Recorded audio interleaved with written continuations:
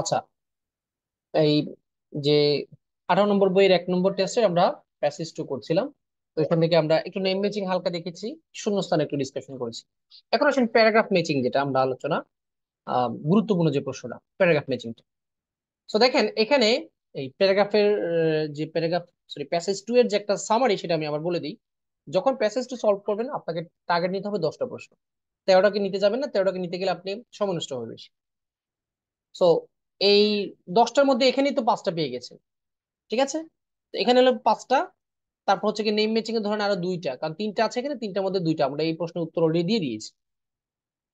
তাহলে 5 আর 2 কত, 7। তারপর এখানে আছেন প্যারাগ্রাফ ম্যাচিং। এই প্যারাগ্রাফ ম্যাচিং এ আপনার 5টার 5টাই হবে না। ধরে নিবেন যে আমি টার্গেট নিব 3টা কারেক্ট করা, তাহলে 5 2 7 আর 3 10। এখন আসেন এই প্রশ্নের উত্তরগুলো আমরা এখন দিই।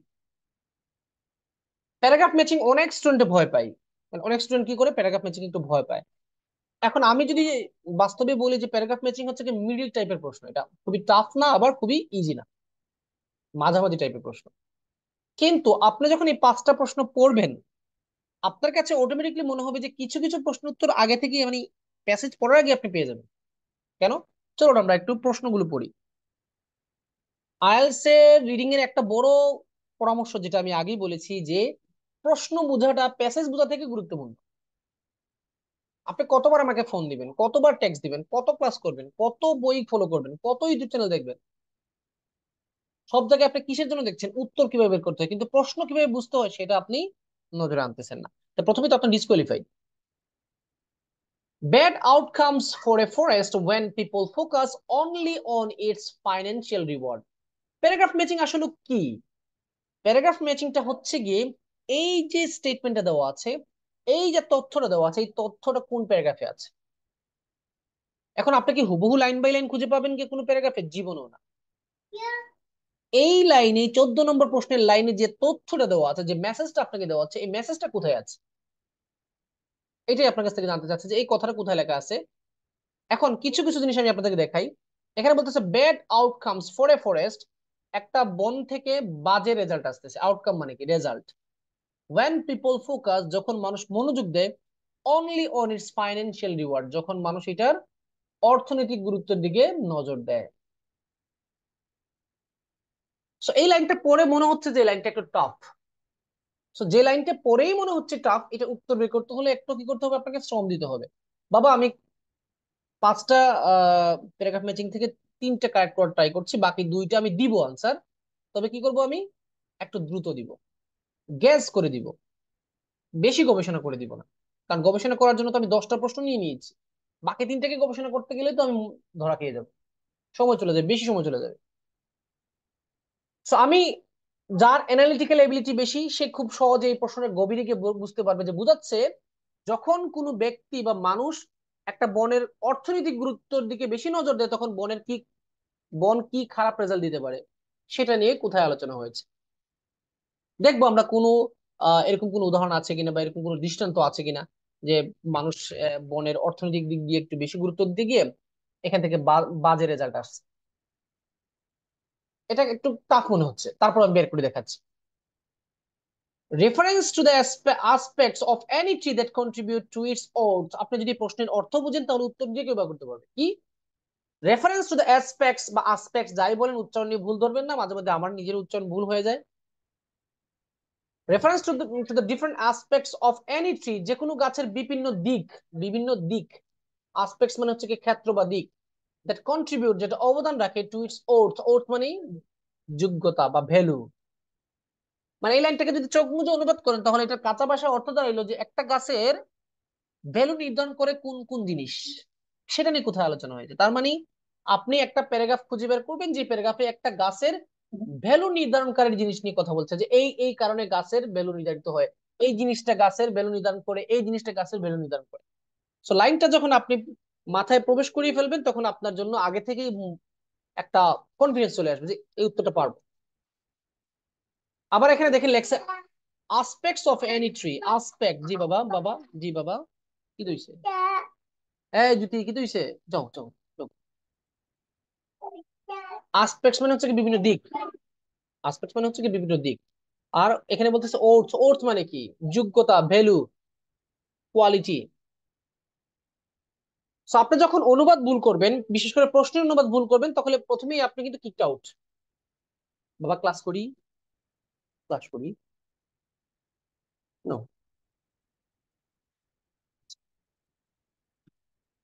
Mention of the potential use of wood that help run vehicles, এটা সবাই আগে সকলে পারবে, প্রশ্ন বুঝেন। ভেহিকেল তো বলেছে। Mention of the potential use of would, কাঠের সম্ভাব্য ব্যবহার। পটেনশিয়াল মানে সম্ভাব্য, কাঠের সম্ভাব্য ব্যবহার টু হেল্প রান ভেহিকেলস, গাড়ি চালানোর জন্য কাঠ ব্যবহার করা যায়, এটা কোথায় আছে? তাহলে এটা সহজে পাবেন, কারণ যে প্যারাগ্রাফে আনসার থাকুক সেখানে ভেহিকেল নিয়ে কথা হতে হবে। ভেহিকেল মানে কি? গাড়ি। তাহলে এটা সবাই আগে পাবেন। Examples of insect that attack trees, এই উত্তরটা আগেই পেয়ে গেছি আমি, কিন্তু তখন আমরা প্যারাগ্রাফ ম্যাচিং এর অপশন গুলো পড়ি নেই, সেজন্য আমি আনসার দেই নাই। বললাম না, টিচার কিন্তু প্যাসেজ পড়ার শুরু করার আগে থেকে উত্তর জানে। কিন্তু আমি আপনাকে একটু আগে নেম ম্যাচিং শিখাইতে গিয়ে যদি প্যারাগ্রাফের আনসার দিতাম, তখন আপনি বলতেন এই তো বাটপাড়ি শুরু করে দিয়েছে বক্কর মিয়া। উনি তো প্যারাগ্রাফ ম্যাচিং এর অপশন গুলোই পড়েন নাই, তাহলে আগে থেকে আনসার কেন দিলেন? তখন আপনি আমাকে মনে মনে বাটপার বলতেন। কিন্তু সবাই বলবে না, কারণ সবাই তো চালাক না। সব স্টুডেন্ট তো চালাক না, বেশিরভাগ স্টুডেন্ট তো হচ্ছে গিয়ে কাস্টমার। স্টুডেন্ট মানেই তো এখন কাস্টমার। যে দুর্বল তার কাছ থেকে লুটে ফেলেন, টাকা যা নিতে পারেন। স্টুডেন্টটা দুর্বল, এখন সে দুর্বল কেন? তার খাইশলতে দুর্বল। যেটাকে একটা কথা আমি প্রায় বলি না, ক্লাস অফলাইন ক্লাসে বেশি বলি, স্টুডেন্ট দুর্বল এটা তার দোষ, এটা সমাজের দোষ না, এটা আমার দোষ না, আপনার কারো দোষ না। সে রাত 3টা 4টা পর্যন্ত সজাগ থাকে, চ্যাট করে, গেমস খেলে, তো সেক্ষেত্রে সে এক্সপার্ট হলো কিভাবে? কেউ কি বলে দিয়েছে? তাকে দেয় নাই। তাহলে পড়ালেখার ক্ষেত্রে সে দুর্বল, এটা তার কর্তব্য, এটা তার নিজের দায়, এটা অন্যের দায় না। সো দ্য ফ্যাক্ট ইজ, আপনি যদি চালাক না হন, সচেতন না হন, কারণ আমি তো একজন টিচার হিসেবে একটা জিনিস বলতে পারবো, বারবার এত প্রতিদিন কল আসে আমার কাছে, টেক্সট আসে, তো মানুষের এই কথাবার্তা বুঝে বা দেখে এটা বুঝতে পারছি যে মানুষের বোকামির কারণে শুধু টাকাই নষ্ট হচ্ছে, কিন্তু ইমপ্রুভমেন্ট হচ্ছে না, কারণ টিচারের উপর ডিপেন্ডেন্ট, নিজের উপর ডিপেন্ডেন্ট না। সো আচ্ছা, যাই হোক, যেটা এইসব কথা না বলি, এখানে বলছি examples of insect that attack trees, ওই সকল পোকামাকড়ের উদাহরণ যারা গাছকে অ্যাটাক করে, যেটা আমরা একটা প্যারাগ্রাফে পেয়েছি। কোনটাতে পেয়েছি এখন বলতেছি না, এটা এখন বলতেছি না, এটা আমরা একটু পরে বলতেছি। নেবো বাবা, এটা নেবো। আচ্ছা, সো আমরা ইনসেক্টস এর উদাহরণ যেখানে পাবো সেখান থেকে এটা উত্তর বের করে নিব। এটা আমরা পেয়েছি, আমরা দ্রুত চলে যাবো একটু পরে। An alternative name for trees that produce low use wood, এটাও সহজে পাওয়া যাবে যদি অর্থ বুঝেন। আপনি প্যারাগ্রাফ ম্যাচিং এর প্রত্যেকটা প্রশ্নের অর্থ বুঝলে যে সবগুলো সহজে বের করতে পারবেন, সেটা কিন্তু কারেক্ট না। কিন্তু অর্থ যদি বুঝেন না, তাহলে আপনি একটা আনসারও কারেক্টলি দিতে পারবেন না, সেটা সত্য। আবার বলি, যদি আপনি অর্থ 5টা প্রশ্নেরই অর্থ বুঝেন, এটাও ওয়ারেন্টি দেওয়া যাবে না যে অর্থ বোঝার পর আপনি কারেক্ট আনসার পেয়ে যাবেন সবগুলো। কিন্তু অর্থ যদি না বুঝেন, তাহলে একটা আনসারও কারেক্ট করতে পারবেন না, সেটা ওয়ারেন্টি দিয়ে বলা যায়। তারপরেও দেখবেন ওই সময়, হায় হায় কি করলো, মানিব্যাগ থেকে আমার 200 টাকা ছিঁড়ে ফেলেছে।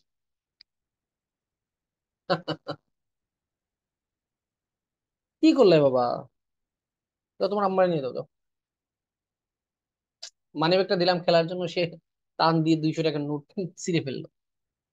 আনফরচুনেটলি আমার কাছে এখন ক্যাশ টাকা ওইটাই ছিল, বিকাশ থেকে জাস্ট একটু আগে খরচ করে ছিল ওটা। দেখ, মাঝে মাঝে এরকম ঘটে যায় আর কি। আচ্ছা, সো বলতেছে an alternative name for trees, গাছের বিকল্প নাম, দ্যাট প্রডিউস, যেগুলো উৎপাদন করে, low use wood. Low use wood মানে কম ব্যবহার করা হয় যে কাঠগুলো, যেমন কলা গাছ। বলতেছে লো ইউজ উড যে গাছগুলো দেয়, সেগুলোর অল্টারনেটিভ নেম বা বিকল্প নাম নিয়ে কোথায় কথা বলা হয়েছে। এটা মনে হচ্ছে আরো সহজে পাওয়া যাবে, কারণ বিকল্প নাম, নেম যেহেতু, তাহলে সহজে পাওয়া যাবে। সো 4টা প্রশ্ন পড়ার পর মনে হইলো 14 নম্বর প্রশ্নটা একটু টাফ, এটা পেতে একটু কষ্ট হবে। সবাই আপনাদেরকে কি বলেছিলাম, আপনার স্যারের টার্গেট 5-এর 5, আপনার টার্গেট তো 5-এর 5 না, আপনার টার্গেট হচ্ছে কি 5-এ 3। 3টা কারেক্ট করতে পারলে আলহামদুলিল্লাহ, বাকি 2টা আমি দিব। রিডিং পড়বো, যা মনে হয়েছে তা আনসার দিব, যেটা মনে হচ্ছে কারেক্ট। পুরোপুরি তো আনসার দিচ্ছেন না। এখন আসেন, প্রথমে এই প্রশ্নের উত্তরটা আগে আগে দিয়ে নিই, কারণ এটা আমরা অলরেডি পড়েছি একটু আগে নেম ম্যাচিং পড়ার সময়। চলুন, এইটা উত্তর, এই উত্তরে সবচেয়ে সহজে পাবেন, কারণ এখানে কিছু পোকামাকড়ের নাম বলবে যেগুলো গাছকে আক্রমণ করে, যেটা আমরা সম্ভবত নম্বর বা 1 নম্বর প্যারাগ্রাফে একটু আগে পড়েছিলাম। নম্বর প্যারাগ্রাফে পড়েছিলাম, এই দেখেন, another approach that might yield a high amount of low-use wood is a salvage cut with many pest মানে insects and pathogens visiting forest. আচ্ছা, ফরেস্টে কে ভিজিট করে? যার ভিজিট করার ক্ষমতা আছে, কার কার? প্যাথোজেন মানে রোগ জীবাণু, পেস্ট মানে পোকামাকড়, ইনক্লুডিং মানে কি, উদাহরণ এই দেখেন কিছু গাছ পোকামাকড় নাম দিয়েছে: hemlock woolly adelgid, Asian long হোম beetle, emerald ash borer, gypsy moth, to name just a few. এখানে আমি দাগিয়ে রাখছিলাম কেন? ওই যে নেম ম্যাচিং করতে গিয়ে এগুলো বের করেছিলাম, তখন দাগিয়ে রাখছি। তো তার মানে এটা প্রমাণিত হলো 17 নম্বর প্রশ্নের উত্তর হচ্ছে কারণ এখানে কিছু গাছের নাম বলা হচ্ছে যেগুলো, সরি, পোকামাকড়ের নাম বলা হচ্ছে যেগুলো গাছকে অ্যাটাক করে। একমত তো আপনার, তাই না? এখানে তো কারো দ্বিমত নাই। সো আমরা 17 নম্বর প্রশ্নকে বলতে পারি। কারণ প্যারাগ্রাফ ম্যাচিং এর কাজ কি? যে প্রশ্ন যত নম্বর প্যারাগ্রাফে আছে, জাস্ট 17 নম্বর যেমন আনসার আপনি দিচ্ছেন এটাকে লিখে দিতে হবে। সো এইটা সহজে পেয়ে গেছে, কারণ আগে পড়ে নিয়েছিলাম, কিছু করার নাই। সো আমরা 17 নম্বরটাকে লিখে দিলাম। Paragraph matching, list of heading বা হেডলাইন ম্যাচিং যেটাকে আমরা বলি, এগুলো বাইর করতে গিয়ে সবসময় ছোট প্যারাগ্রাফে ফোকাস করবেন বেশি। ছোট প্যারাগ্রাফে, যেহেতু আমার সেশনটা ছোট, সময় জুম পেজ চলে গেছে, আমি অল্প সময়ে বের করার জন্য আমি আপনাদেরকে একটু বাটপারি করবো আর কি। আচ্ছা, সো অপশনগুলো যেহেতু আমার পড়া আছে, অপশনগুলো আমি একটু পড়েছি, বা অপশনগুলো যেহেতু আমি এগুলো ক্লাস করাতে হয় হিসেবে মাথায় একটু আছে, মনে আছে সবগুলো, তাহলে চলুন আমরা একটু সামনে থেকে প্রথম থেকে দেখি।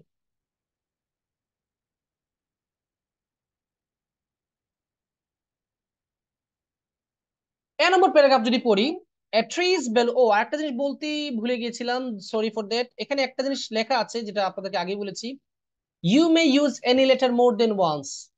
অর্থাৎ এটার অর্থ হচ্ছে কি, এক বউয়ের, সরি, এক জামাইয়ের একাধিক বউ থাকতে পারে। অর্থাৎ এক প্যারাগ্রাফে একাধিক আনসার থাকতে পারে। মানে আপনি এই যে আনসার গুলো দিচ্ছেন, কোন কোন প্যারাগ্রাফে একাধিক আনসার থাকতে পারে। এখন আপনি আমাকে আরেকটা গালি দিবেন মনে মনে, যে বক্করবি আপনি নম্বরটা পড়লেন, নম্বর থেকে আপনি 17 নম্বর বের করার পর বাকি অংশ কেন পড়লেন না? কে কে বলেছে পড়িনি? আমরা নম্বর একটু আগে ফুল পড়ি নাই? পড়ে ফেলেছি। ওইখানে আমাদের আর কোনো আনসার নাই। সো আমাকে আর গালি দেওয়ার সুযোগ নেই। টিচার আর চিটার দুটোই সেম, সুতরাং গালি যাতে না খাই সে ব্যবস্থা করে রাখছি। এগুলো করে রাখতে হয়, একটু বাটপাড়ি টাটপাড়ি না জানলে কি লাইফ চলা যায়?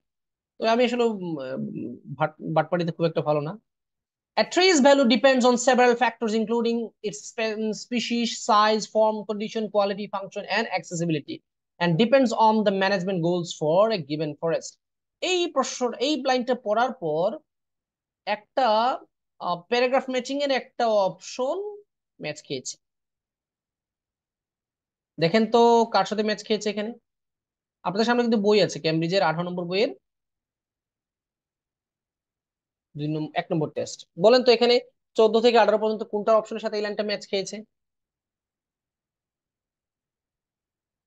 অ্যাট্রিজ ভ্যালু মনে আছে কোন একটা ওয়ার্ডের অর্থ বলেছিলাম? Value. Depends on several factors, factors মানে কারণ, প্রভাবক, ক্ষেত্র, দিক, ইনক্লুডিং উদাহরণ, ইটস স্পিসিস প্রজাতি, সাইজ আকৃতি, ফর্ম নমুনা, কন্ডিশন অবস্থা, কোয়ালিটি মান।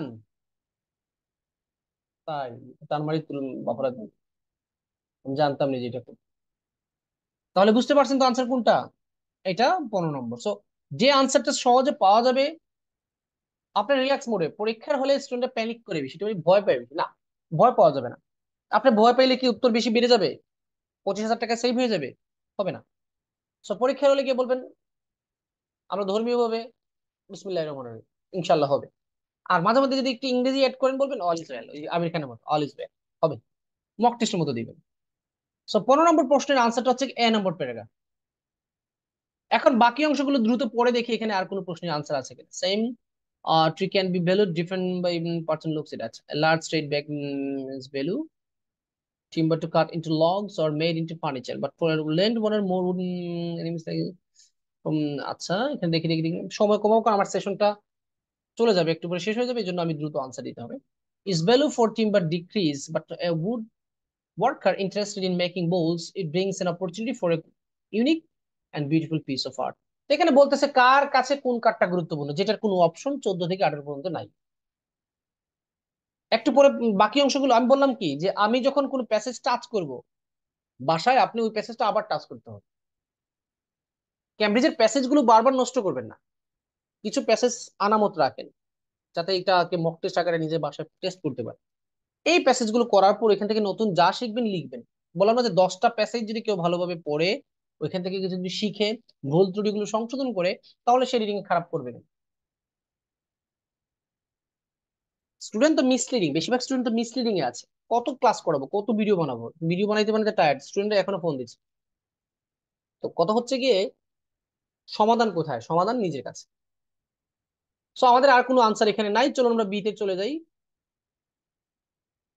In the past, Pennsylvanian landowners were solely interested in the value of their trees as high quality timber. তো এখানে একটা জিনিস আমার চোখে লাগলো, সেটা হচ্ছে গিয়ে পেনিসিলভেনিয়া যে এই ভূমির মালিক ছিল তারা শুধুমাত্র কাঠের ভ্যালু নিয়ে গুরুত্ব দিত, তার মানে হাই কোয়ালিটি কাঠের প্রতি তারা নজর দিত। This norm must remove the stems of highest quality and leave behind poorly formed trees that were not as well suited to the site where they grew. এখানে কি বলতেছে, এই নর্ম, নর্ম মানে হচ্ছে কি কোনো জিনিস নর্মালি যখন মেনে নেয় জনসাধারণ সেটাকে বলা হয় নর্ম, প্রথা, প্রথা। তো সত্য বলতে নর্ম শব্দের তো যে প্রথা, এটা আমি জীবনে পড়িও নাই। এখানে লাইন আমাকে বলে দিচ্ছে এটার অর্থ কি। The norm was to remove, পদ্ধতিটা বা প্রচলনটা, প্রথাটা হচ্ছে গিয়ে to remove the stems of highest quality. এখানে তারা কি করে, সবচেয়ে ভালো কোয়ালিটির যে কাঠগুলো আছে সেগুলোকে তারা রিমুভ করে নেয়, মানে নিয়ে নেয়। and leave behind poorly formed trees, আর যে গাছগুলো একটু দুর্বল ভাবে গঠিত হয়েছে সেগুলোকে তারা ফেলে রাখে। that were not as well suited to the site where they grew, যার কারণে কি হয়, তারা গুরুত্বপূর্ণ গাছগুলোকে কেটে নেয় আর দুর্বল গাছগুলোকে ফেলে রাখে, যেটা ওই সাইটের জন্য, ওই মাটির জন্য, ওই জায়গার জন্য উপকারী নয়। দিস প্র্যাকটিস, এই যে প্র্যাকটিস, এই যে অনুশীলন, এটাকে বলা হয় high grading, has left a legacy of low use wood in the forest. এই দেখেন এখানে আরেকটা কঠিন লাইন অনুবাদ দিয়েছে। এই যে প্র্যাকটিস, এই যে অনুশীলন, এই যে চর্চা, এটাকে বলা হয় হাই গ্রেডিং, এটাকে নাম দেওয়া হয়েছে। Has left a legacy, legacy মানে বংশ পরম্পরা। বংশ পরম্পরা বুঝেন, আপনার দাদা যেটা করেছে সেটা আপনার বাবা করেছে, আপনার বাবা যেটা করেছে সেটা আপনি করছেন। কিন্তু আপনার বাবা, দাদা কিন্তু আকিস বিড়ি টানতেন, এখন আপনি কিন্তু ব্যানসন টানছেন। আপনার দাদার নাম ছিল হচ্ছে গিয়ে আম, আব্দুল কুদ্দুস, আপনি এখন হয়ে গেছেন অমুক আফ্রিদি। ফেসবুকে আপনার নাম দিলেন, আমার নাম হচ্ছে গিয়ে শহীদ আফ্রিদি। পরবর্তীতে আপনার ছেলের নাম হবে গিয়ে কাইয়ুম আফ্রিদি। এভাবে কিন্তু আপনি আফ্রিদি বংশ একটা নতুন করে তৈরি করে দিবেন। তাই ইট ওয়াজ এ যুগ, ডোন্ট টেক ইট সিরিয়াসলি। এটাকে নাম দেওয়া হয়েছে হাই গ্রেডিং। এটা আস্তে আস্তে একটা কি হয়ে গেছে, লো ইউজ উড, অর্থাৎ যে কাঠগুলোর প্রয়োজনীয়তা কম বা যে গাছের কাঠ ব্যবহার করা হয় কম, তাদের জন্য একটা বংশ পরম্পরা তৈরি করে করে ফেলেছে বনের ক্ষেত্রে। মানে বলতেছে এটা একটা প্রচলন চলে আসছে, এই এটার নাম দেওয়া হয়েছে হাই গ্রেডিং। ওকে, আচ্ছা। Some people even call this dung trees and they are abundant in Pennsylvania. এটা উচ্চারণ করতে গিয়ে বারবার ভুল করি। এইখানে একটা উত্তর পেয়ে গেছে, দেখেন এখানে কি লেখছে। সাম পিপল ইভেন কল দিস জাং ট্রিজ, মাঝে মধ্যে অনেকে এই গাছগুলোকে জাং ট্রি নাম ডাকে। এখন দিস বললো কেন, দিস মানে এগুলোকে, এগুলোকে বলতে লো, এই যে লো ইউজ উড, এইটাকে বলা হচ্ছে জাং ট্রি। তো দেখেন তো, an alternative name for trees that produce low use wood, এটা ঠিক আছে কিনা, আছে কিনা দেখেন।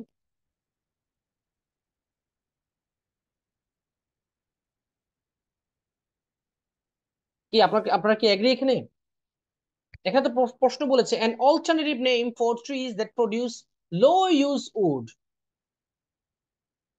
যে গাছগুলো কম ব্যবহারকারী, মানে যে কম ব্যবহারিক কাঠ প্রদান করে, তার বিকল্প নাম, এই দেখেন বিকল্প নাম হচ্ছে কি জাঙ্ক উড। কোনগুলোর নাম জাঙ্ক উড? এই যে লো ইউজ উডের অল্টারনেটিভ নাম হচ্ছে কি জাঙ্ক উড। তার মানে আপনার 28 নম্বর প্রশ্ন, 18 নম্বর প্রশ্ন হচ্ছে কি বি নম্বর প্যারাগ্রাফ, এটা কনফার্ম হয়ে গেল। আচ্ছা, this tree have lower economic value for traditional timber markets. বলতেছে এই কাজ, এই যে উম, গাছগুলো, এগুলো ঐতিহ্যবাহী যে মার্কেট গুলো আছে সেগুলোতে এগুলোর ভ্যালু কম। Compete for growth with higher value trees. তারা কি করে, যে এরা প্রতিযোগিতা করে, মানে টিকতে পারে না। বলতেছে যে প্রতিযোগিতা করতে হয় কাকে? হায়ার ভ্যালু যে গাছগুলো আছে তাদের সাথে প্রতিযোগিতা করতে হয় এই লো মার্কা, লো কোয়ালিটি গাছগুলো। Shed out desirable regeneration and decrease the health of a stand, leaving it more vulnerable to poor weather and disease. এই লাইনটা একটু ডিফিকাল্ট দিয়েছি। কি বলতেছে এখানে দেখেন, shed out desirable regeneration. Shed out মানে আসলে এখানে বোঝাচ্ছে, শেড আউট বলতে বোঝাচ্ছে কোনো জিনিসকে থামিয়ে দেওয়া। ডিজায়ারেবল রিজেনারেশন অর্থাৎ আপনি যে কাঙ্ক্ষিত রিজেনারেশন চাচ্ছেন, মানে গাছটা আবার নতুন করে তৈরি হোক, নতুন করে গাছটা বৃদ্ধি পাক, সেটা যে চাচ্ছেন সেটা আর হয় না। এন্ড ডিক্রিজ দ্য হেলথ, স্বাস্থ্য কমিয়ে দেয়, of a stand, leaving it more vulnerable to poor weather and disease. যার কারণে গাছটা আরেকটু খারাপ আবহাওয়ার মধ্যে পড়ে এবং রোগে আক্রান্ত হয়। মানে এই লাইন দ্বারা কিন্তু একটা নেগেটিভ কথা বলতেছে। কি বলতেছে? যে এই যে আমরা একটা লেগেসি তৈরি করেছি, যে হাই উড যেগুলো গাছগুলো আছে, হাই কোয়ালিটি গাছগুলোকে ভ্যালু দিব, আর লো যে কোয়ালিটি যেগুলো আছে এগুলোকে ভ্যালু দিব না। তার কারণে আলটিমেটলি একটা লস হচ্ছে। কি হচ্ছে? যে রিজেনারেশনটা ভালো করে হচ্ছে না, তারপর হচ্ছে কি হেলথ কমে যাচ্ছে, তারপর হচ্ছে কি ভার্নারেবল, ওয়ার্ডটা খুব গুরুত্বপূর্ণ। ভার্নারেবল মানে অরক্ষিত। আমরা বলি না বাচ্চারা খুবই ভার্নারেবল? ভার্নারেবল, ভার্নারেবল মানে হচ্ছে কি অরক্ষিত, খুব সহজে আক্রান্ত হয়, এটাকে বলা হয় ভার্নারেবল। যেমন বাচ্চারা ভাইরাসের প্রতি খুবই ভার্নারেবল, মানে ভাইরাস দ্বারা খুব সহজে আক্রান্ত হয়। আচ্ছা, management that specifically targets low use wood can help landowners manage these forest health issues, and wood energy markets help promote this. এখানে আমাদের কোনো টার্গেট নাই। এখন একটা উত্তর এখানে পেয়েছি, কিন্তু এখানে উত্তর আছে দুইটা, কিন্তু সেকেন্ড উত্তর কোনটা আমি বলছি না আপনাদের। সেকেন্ড উত্তর একটা আছে, সেটা আমি বলবো না, এটা আমি পরে দেখাচ্ছি, কারণ ওই উত্তরটা আসলে খুব ক্লিয়ার না। আমি এখন এই বি নম্বর প্যারাগ্রাফে যে আরেকটা উত্তর আছে সেটা আমি এখন দিচ্ছি না। কেন দিচ্ছি না এটা আমি বলি। আপনাদেরকে শুরুতেই আমি বলেছি যে আমরা গরিব মানুষ, আমরা টার্গেট নিচ্ছি হচ্ছে কি 3টা প্যারাগ্রাফ ম্যাচিং কারেক্ট করার জন্য। এখন অনেকে আগে থেকে আনসার শিটে দেখছে এই উত্তরটা বি নম্বর প্যারাগ্রাফের আরেকটা উত্তর কি আছে জানে সে। এখন আমি যদি বলি যে বি নম্বর প্যারাগ্রাফে আরেকটা উত্তর আছে, সেটা আমি আনসার শিটে দেখেছি, সেই যুক্তি থেকে আমি আপনাকে পড়াইলে আপনি কি আগামীকাল থেকে আমার লেকচার শুনবেন? শুনবেন? এখন আমি আমার টার্গেট 5, এই জন্য আমি বি নম্বরে আরেকটা উত্তর পেয়েছি। কারণ কি? কিছু যুক্তি মিলে গেছে। কোন যুক্তি সেটা একটু পরে আসতেছে। আমরা এখন আরেকটা প্রশ্ন উত্তর খুঁজতে যাব। সি নম্বর প্যারাগ্রাফে যাই। Wood energy markets can accept less expensive wood material of lower quality than would be suitable for traditional timber markets. কি বলতেছে? Wood energy markets can accept less expensive wood material. আচ্ছা, উড এনার্জি মানে কি? Would energy হচ্ছে গিয়ে কাঠ দিয়ে যে এনার্জি তৈরি করে, যেমন জ্বালানি। এই উড এনার্জি যে মার্কেটটা আছে, এটা কি করে? তারা মোটামুটি কম দামি কাঠগুলোকে গ্রহণ করে। যেমন ধরেন, খুব সুন্দর কথা বলেছে কিন্তু, এই জন্য বলেছি চ্যাপ্টার গুলোকে আবার পড়বেন। Wood energy markets can accept less expensive wood material of lower quality. কি বলতেছে? যে কাঠের এনার্জি মার্কেটে আছে না, কাঠের এনার্জি মার্কেট মানে কি? মানে জ্বালানি মার্কেট, কাঠ দিয়ে জ্বালানি তৈরি করার যে মার্কেটটা আছে, যেমন কাঠ বিক্রি করে না অনেকে, লাকড়ি বিক্রি করে না, ওই মার্কেট গুলো কি করে? কম দামি কাঠের ম্যাটেরিয়াল গুলোকে তারা গ্রহণ করে, যে কাঠগুলোর quality low. That would be suitable for traditional timber markets. Traditional timber মার্কেটের তুলনায় জ্বালানি মার্কেটে এই কাঠগুলোর দাম, মানে ভ্যালু একটু বেশি। কেমন? যেমন আমি বলে, যেমন ধরেন আহ আমরা বলি কড়ই গাছ। কড়ই গাছ কিন্তু খুব মানুষ, অনেক মানুষই পছন্দ করে না। কাঁঠাল গাছের দাম বেশি, সেগুন কাঠের দাম বেশি, এগুলো কিন্তু আপনি লাকড়ির দোকানে পাবেন না, এগুলো পাবেন আপনি টিম্বার মার্কেট আলাদা। আচ্ছা, Most wood used for energy in Pennsylvania is used to produce heat or electricity. The combustion. আচ্ছা, পেনিসিলভেনিয়ায় যে বেশিরভাগ কাঠগুলো কেন ব্যবহার করা হয়? হয় তাপ উৎপাদন করার জন্য অথবা ইলেকট্রিসিটি উৎপাদন করার জন্য। সো কম্বাসন, কম্বাসন মানে হচ্ছে কাইন্ড অফ জ্বালানি। অভ্যন্তরীণ কিছুর ভিতরে নিয়ে জ্বালানো, মানে ইঞ্জিনে যে জ্বালায় সেটাকে বলা হয় কম্বাসন। এখন কম্বাসন হচ্ছে কি আলাদা ডিফারেন্ট একটা জিনিস। কম্বাসন মানে হচ্ছে কি কোনো জিনিসকে ভিতরে প্রবেশ করিয়ে জ্বালানো, সেটাকে বলা হয় কম্বাসন, শক্তি উৎপাদন করা। Many schools and hospitals use wood boiler systems to heat and power their facilities. আচ্ছা, কিছু কিছু হসপিটাল এবং স্কুলে কাঠ জ্বালাইয়া তারা তাপ উৎপাদন করে। ওকে। Many homes are primarily heated with wood. অনেক বাড়িতে তাপ দেওয়া হয় কিভাবে? কাঠ জ্বালাইয়া। And some coal plants incorporate wood into their coal streams to produce electricity. কিছু কিছু এই কয়লা চালিত প্লান্ট আছে না, সেগুলো কি করে? ইলেকট্রিসিটি উৎপাদন করে। এই জায়গায় আসলাম, আর একটু পরে যাই। Wood also can be gasified for electrical generation and can even be made into liquid fuels like ethanol and gasoline for lorries and cars. পাইছেন? আমরা ইহার জন্যই তো ব্যাখ্যা করছিলাম। এই প্রশ্নের উত্তরটা কোথায়? এটা তো প্রত্যেক বাচ্চা এখন পারবে, অলরেডি অনেক আনসার দিয়ে দিয়েছে। Hmm, good.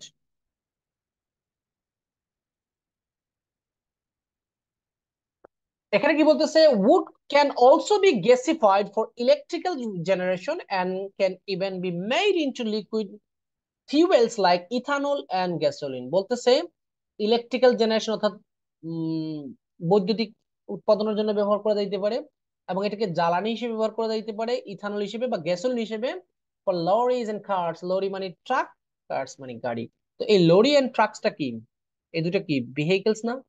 সো এখানে ভেহিকলস এর আনসারটা আমরা পেয়ে গেলাম সি নম্বর প্যারাগ্রাফ। সো একটা জিনিস ক্লিয়ার হয়ে গেল কি, যে 16 নম্বরটা সি।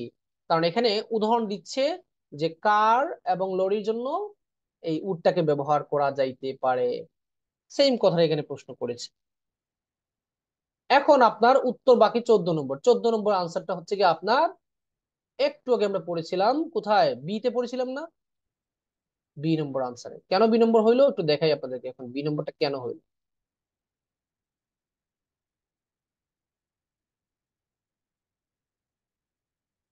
এই যে প্রথমে এখানে একটা জিনিস তারা পরিষ্কার করেছে যে পেনিসিলভেনিয়া যে ল্যান্ড ওনার ছিল, তারা হাই কোয়ালিটি গাছগুলোকে বেশি প্রাধান্য দিত। এর ফলে ফলে আলটিমেট একটা লস হয়েছে। কি লস হয়েছে দেখেন? গ্রোথ হয়ে দেখেন হেলদিয়ার গ্রোথ এটা কমে গেছে, এখানে হেলথের ক্ষতি হয়েছে। তারপর হচ্ছে গিয়ে পুয়ার ওয়েদার কন্ডিশন এবং ডিজিজে পড়ে গেছে, ক্ষতি হয়েছে। এই কাছাকাছি উত্তরটা আমি, এই যে 14 নম্বর আনসার, আমি আপনাদেরকে আবারও বলতে চাচ্ছি যে 14 নম্বর আনসার আনসার আপনার না হওয়ার সম্ভাবনাটাই বেশি, ধরে নেন। এখন আমি কনফার্ম 14 নম্বর আনসারটা হবে বি। কারণ আমি এক হচ্ছে কি উত্তর জানি, এই হচ্ছে কি একটা লজিক। দুই হচ্ছে কি আমার টার্গেট 5, প্র্যাকটিস লেভেলও হাই, অনুবাদও আমি জানি, শব্দের অর্থ মোটামুটি জানি, পুরোপুরি জানি। যতটুকু আমার আত্মরক্ষার জন্য দরকার ততটুকু জানি। তো সেক্ষেত্রে আমি কি করবো, এটাকে খুঁটিনাটি মনোযোগ দিয়ে আনসার দিব, যাতে আমার তো টার্গেট হচ্ছে কি 13টা কারেক্ট করার, আপনার তো 13টা টার্গেট কারেক্ট করার মানে কারেক্ট করা উচিত না। আপনি যদি 13টা টার্গেট নেন তাহলে আপনি বিপদে পড়বেন। ঘুরে ফিরে সামারিটা সেম। প্যাসেজ টুতে গুরুত্ব বেশি দিয়ে প্র্যাকটিস করতে হবে, কিন্তু কখনোই এইটা মাথায় নিবেন না যে আমাকে 13টাই কারেক্ট করতে হবে। 13টা যদি কারেক্ট হয়ে যায় আলহামদুলিল্লাহ, 10টাকে টার্গেট করেন, এই 10টাকে কারেক্ট করার ট্রাই করেন। বাকি 3টাকে আপনি এই যেভাবে মনে হচ্ছে 14 নম্বর আনসার বি, এই মনে হচ্ছে দিয়ে আনসার দেন। যদি এর থেকে ভালো আনসার অন্য কোনো প্যারাগ্রাফে ম্যাচ খায় তাহলে ওইটা থেকে আনসার দেন। এই প্যারাগ্রাফ, এই প্রশ্নের ক্ষেত্রে, এই প্যাসেজের ক্ষেত্রে আপনার 14 নম্বর বি হয়েছে, আর একটা প্যাসেজের ক্ষেত্রে তো এটা নাও হতে পারে। প্যারাগ্রাফ ম্যাচিং এ কিছু কনফিউশন তারা মাঝে মধ্যে ফেলে দেয়। দেখা গেল যে এই যে মনে করেন কিছু কিছু আনসার আহ মনে হচ্ছে এটা আনসার, কিন্তু এই কাছাকাছি একটা তথ্য আরেক জায়গায় দিয়েছে, যাতে আপনি কনফিউশনে পড়ে ওই প্যারাগ্রাফটা আনসার দিয়ে দেন। এরকম অসংখ্য প্যারাগ্রাফ আছে আপনার কেমব্রিজ। সেজন্য সহজগুলোকে ফুল টার্গেট নেবেন, শূন্যস্থান full target, true false full target, name matching full target, short question full target, passage one full target. আবার বলতেছি, শূন্যস্থান ট্রু ফলস, নেম ম্যাচিং, তারপর হচ্ছে কি প্যাসেজ ওয়ান, শর্ট কোয়েশ্চেন, এই 5টা জিনিসকে ফুল টার্গেট দিয়ে আনসার দিবেন। মানে চেষ্টা করবেন প্রত্যেকটা কারেক্ট করার জন্য। হবে না এটা আমরা জানি, কিন্তু আপনার টার্গেট নেবেন। বাদ বাকিগুলোকে সিলেক্ট করতে হবে। এমসিকিউ, পাঁচটা আসলে পাঁচটাকে লাথি মেরে দেন, পাঁচটাকে আপনি এ দিয়ে দেন, বি দিয়ে দেন, অথবা সি দিয়ে দেন। কারণ এমসিকিউ নিয়ে যুদ্ধ করে হবে না, এটা অ্যানালিটিক্যাল এবিলিটি একটু বেশি লাগে, ইংলিশ দিয়ে হয় না। List of এরিং 50-50। আর এই যে এটা দেখতে পারতেছেন, এটা হচ্ছে কি মধ্যবিত্ত টাইপের প্রশ্ন। এটা কখনো আপনি খুব ভালো পারবেন, কখনো খারাপ পারবেন, এই জন্য এটাকে আপনি প্র্যাকটিস করেন একটু মোটামুটি। যেটা রিডিং এ খুব বেশি কঠিন, এটাকে নিয়ে খুব বেশি নাড়াচাড়া করবেন না, কারণ লাভ হবে না। 40টা তো জীবনও পারবেন না আপনি। 40টা যদি কেন বললাম আপনি 40টা পারবেন না, কারণ আপনি আমার ক্লাস করছেন। আপনি যারা ইউটিউবে ভিডিও দেখেন তারা আমার ভিডিও দেখতেছেন, তার মানে আপনার টার্গেট কখনোই 9 না। 9 যাদের টার্গেট তারা আমার ভিডিও দেখবে, এটা কখনো সম্ভব সম্ভব না। 9 যাদের টার্গেট তারা কখনো ভিডিও দেখেন। যার টার্গেট 9 তার অলরেডি না 8 আছে, এই জন্যই তো সে 9 খুঁজতেছে। আপনি 6 খুঁজতেছেন কেন? কারণ বর্তমানে আপনার লেভেল হচ্ছে 6 এর নিচে। That's the logic. এখন আপনি প্ল্যানিং এও ভুল করছেন, আপনার অনুবাদও নাই, শব্দার্থ নাই, পরিশ্রম নাই, শুধুমাত্র ঘোরাঘুরি ঘোরাঘুরি ঘোরাঘুরি আর নিজের কপালকে দোষ দেওয়া। আপনি আর বিদেশ গিয়ে কি করবেন? আপনি অবসর সময় মাঝে মাঝে আমার সাথে আসবেন, আমরা গল্প টল্প করবো, যাচ্ছে না। তো মূল কথা কি, প্যাসেজ টু তে টাইম নিব 25 মিনিট, প্রশ্ন টার্গেট নিব 10টা, সহজগুলোকে আগে উত্তর দিব, তারপর হচ্ছে কি মাঝারিগুলো আনসার দিব, আর কঠিনগুলোকে লাস্টে যা বুঝেছে তা থেকে বাকি 3টা আনসার দিব। প্যাসেজ থ্রির জন্য আমি 8 থেকে 10 মিনিট রাখবো। প্যাসেজ থ্রি নিয়ে বেশি টেনশন দিবেন না, কারণ প্যাসেজ থ্রি আর প্যাসেজ টুর চেহারা সেম, কিন্তু প্যাসেজ থ্রি ডিফিকাল্ট। প্রশ্ন ট্রু ফলস, দেখতে প্যাসেজ ওয়ানের মতো লাগতেছে, কিন্তু ট্রু ফলস গুলো প্যাসেজ থ্রিতে আসলে সহজ আসবে। বিয়ের আগে আপনার স্ত্রী এত সাধারণ মহিলা ছিল, খুবই সুন্দর, খুবই নর্মাল, খুবই আন্তরিক, আর চেহারা দেখলে মনে হয় খুবই সফট, এবং কোনোদিন পিঁপড়া মারতে পারেনি। আর বিয়ের পরে কিছু হইলেই এই গালাগালি, বড় বড় কথা।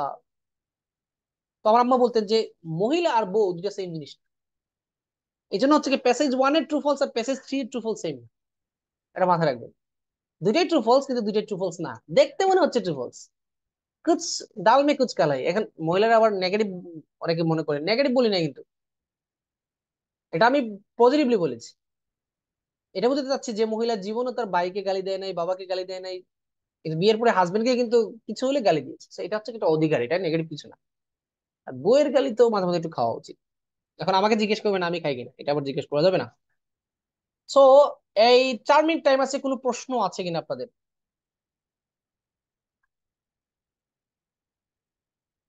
কপি পেস্ট দেই নাই, গত দিনের তো দিয়ে দিয়েছি মনে হয়, না দিলে আচ্ছা ঠিক আছে আমি আবার দিচ্ছি, কিন্তু ক্লাসটা 2 পার্টে করেছি তো এই জন্য আমি এটা আসলে দিতে পারিনি, খুব বিদঘুর একটা ক্লাস হয়ে গেছে আমার আনপেইড জুমের কারণে। কার কোনো প্রশ্ন আছে?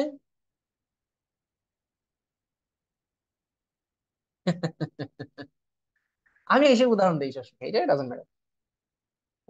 শুনেন, প্যাসেজ যেগুলো করবেন, প্যাসেজে মিস্টেক কোনগুলো হয়েছে এগুলো নোট করবেন। আমার অপেক্ষা করবেন না, কারো অপেক্ষা করবেন না, আপনি নিজে নিজে করেন। আপনি তো আনসার শিট তো পাচ্ছেন, এটা তো রাইটিং না যে স্যারকে দেখাতে হবে, মার্কিং তো স্যার দিতে হবে আবার। রিডিং এর তো মার্কিং এর দরকার নেই, রিডিং এর আনসার শিট তো আছে, আপনি আনসার ম্যাচ করেন, ভুল কেন হইলো আপনি আবার একটু নিজে ঘাটেন। নিজে ঘাটার পর দেখবেন কিছু ভুল আপনার মানে ভুল ভ্রান্তি দূর হয়ে গেছে। আসলে তো এটা তো ট্রু ছিল, আমি কেন ফলস দিলাম। কিছু কিছু ভুল আপনার সংশোধন হবে না, সেটা আপনি গুগলে ঘাটেন, ইউটিউবে ঘাটেন। আর একান্ত আমাকে লাগলে আমাকে টেক্সট দিন। এটা বলতেছে আমাদের স্টুডেন্টের জন্য, আবার ইউটিউবে যারা দেখবেন তাদের জন্য হবে না। পরবর্তীতে অনেক ক্লাস আছে না যে ইউটিউবে আপলোড দেওয়া হয়, কতজনে আনসার দিবে, আনসার দিতে দিতে মাথা নষ্ট। তো ইউটিউবে এই ক্লাসগুলো দেওয়ার মানে হচ্ছে কি যাতে আপনাদের প্রবলেম যেগুলো আছে কিছুটা যাতে সলভ করা যায়। এখন যদি আমি প্রত্যেকের প্রশ্ন আনসার দিতে গিয়ে মানে টাইম দিই, তাহলে দেখা যাবে যে একদিন আমার এমনিতে চলে যাচ্ছে। সো আজকে এ পর্যন্ত থাকুক। আজকে ক্লাস করানোর খুব একটা ইচ্ছে ছিল না, বললাম না, টায়ার্ড প্লাস এই বাইরের পরিস্থিতি ভালো না, নেট কারেন্ট ছিল হিসেবে ক্লাস করা গেছে। আচ্ছা, বাসায় প্র্যাকটিস করবেন, টাইম ধরে ধরে করবেন। এত টাইম টাইম ফিক্স রাখবেন, আপনার উত্তর জয়টাই হোক। উত্তর একটা হয়েছে, দুইটা হয়েছে, হয় নাই, কোনো সমস্যা নেই, কিন্তু আপনার টাইম 25 মিনিট 25 মিনিট রাখতে হবে। কারণ 25কে যদি আপনি আর শূন্য লাগে যদি 2500 250 মিনিট দেন, তাও তো আপনার কারেক্ট আনসারের সংখ্যা বাড়বে না। কারণ কি? কারণ তো আপনার অনুবাদ জানেন। অনুবাদ না জানলে তো আপনি 200 মিনিট টাইম দিলে তো আপনার একটা প্রশ্নের উত্তর কারেক্ট করতে পারবে, কারণ অনুবাদ আপনি জানেন। ঠিক আছে, তাহলে আলোচনা এই পর্যন্ত থাকুক। আল্লাহ হাফেজ, ভালো থাকবেন সবাই। আসসালামু আলাইকুম।